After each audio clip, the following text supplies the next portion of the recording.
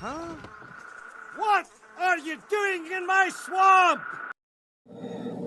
Hello everybody, this is Overboy, and I'm going to be doing my review for the 2006 movie, The Texas Chainsaw Massacre: The Beginning. So, this is a prequel to the 2003 remake, and in this movie, it takes place 4 years before the events of the 2003 movie, and four friends are two of them are brothers, and then and their girlfriends are going on a road trip heading to this airport because the brothers are going back to Vietnam, although one of them is planning on not going back and going to Mexico instead, so he doesn't have to go back to the war. And along the way they end up getting caught by Sheriff Hoyt from the first movie, once again played by Arlie Ermy, and taken back to his house where they're all tortured and eventually murdered. This is a pretty good movie. It's got some really brutal violence in here, though. Like, some of the violence in here is some of the most brutal in the franchise. But as someone who loves gore and stuff, I also kind of find it cool. It's senseless violence, but I mean, that's what stuff like that in real life would be like. But the cast in here are all pretty decent, especially Arlie Ermy. He just steals the show whenever he's on screen, and he has a much bigger role in this movie than he did the 2003 version, because he's more the main antagonist in this one. Leatherface is still kind of new at becoming the killer that he's becoming. It kind of shows a little bit of his origins and stuff. It goes by really quickly, though. So for being an origin story for Leatherface, it goes by really fast.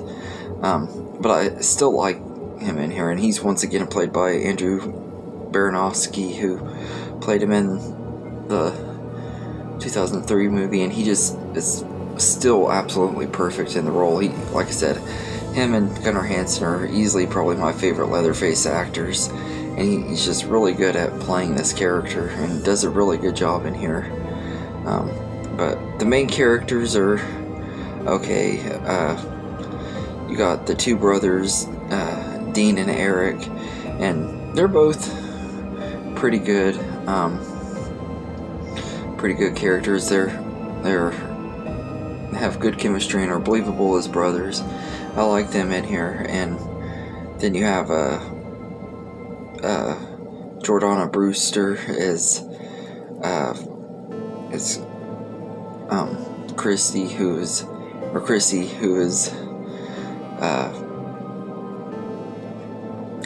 Dean's girlfriend. She's the final girl of the movie, although she ain't really a final girl, because this is one of those rare movies where nobody lives. But she's really good in here.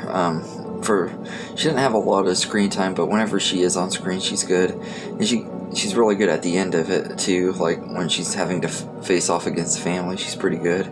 There's like this scene where they do a dinner scene in this one, because they didn't do it in the remake really. They did it in this one instead.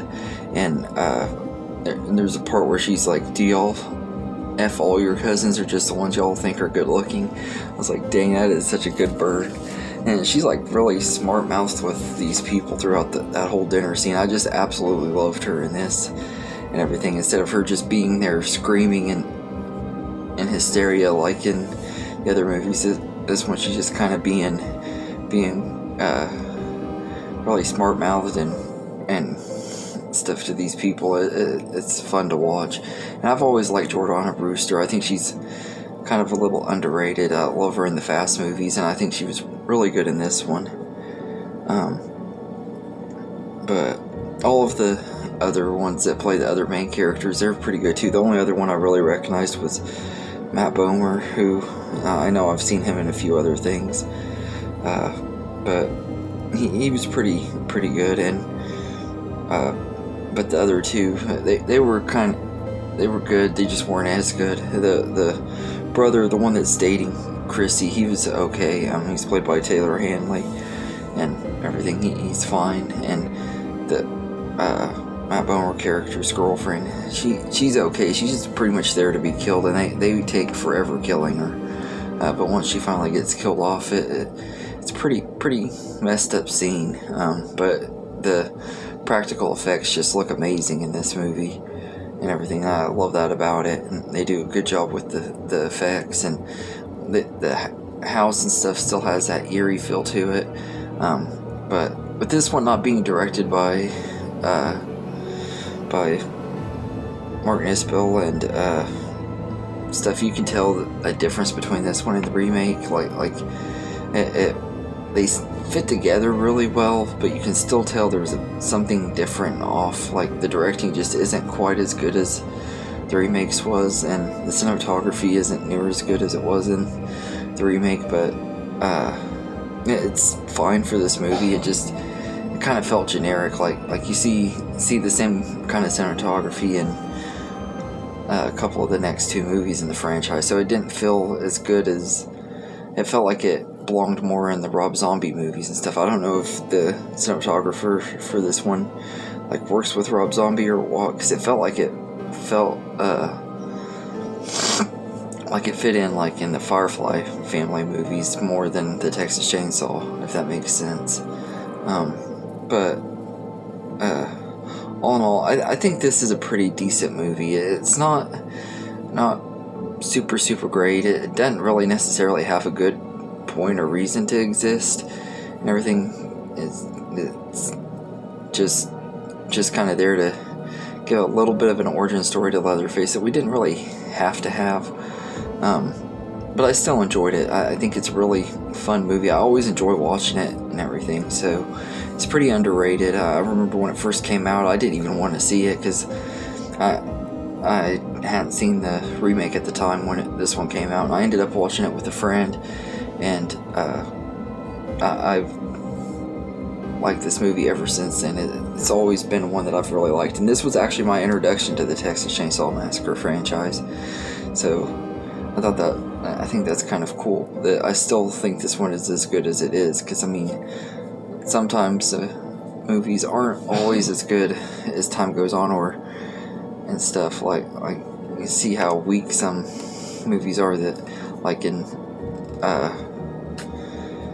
other franchises, like sometimes the ones that you start off with kind of become weaker ones later down the line. But this one didn't. I think it's still really good.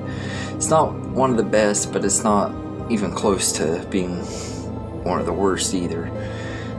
So I'd say I'd give it an 8 out of 10, the same that I gave the remake. I think it's really enjoyable, and it's a fun movie. I always enjoy watching it. So anyway, let me know in the comments what you think of the Texas Chainsaw Massacre at the beginning, and I hope you enjoyed this video, and have a good day, everybody.